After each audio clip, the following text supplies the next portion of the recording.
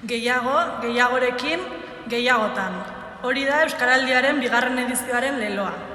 Euskaraz gehiago, gehiagorekin eta gehiagotan egin nahi dugulako. Horretarako aukera emango digute edizio berri honen berrikuntzek.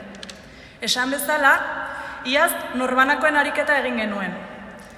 Pertsonek betetako roletan eta haien prestakuntzan zentratu ginen, eta Donostian milaka ahobizi eta belarri prestek hartu zuten parte Euskaraldian.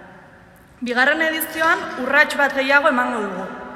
Iazko ariketaren jarraipena izango da batetik, ahobizi eta belarri presrolekin jokatuko dugu pertsonen arteko hizkuntza ohiturak aldatzeko, baina aurten beste elementu bat gehitu diogu.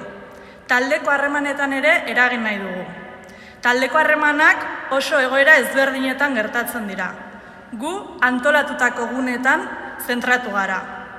Antolatutako gune hauek forma, tamaina, alor ezberdinetako entitateetan aurkitzen dira.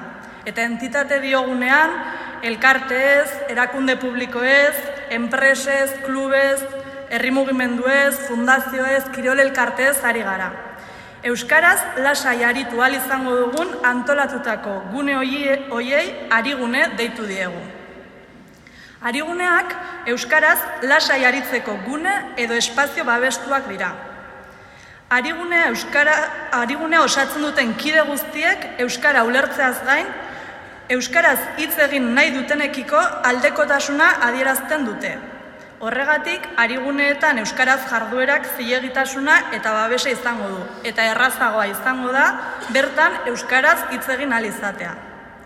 Aurtengo ariketan entitateen baitan dauden ariguneak identifikatu, bultzatu eta babestuko ditugu.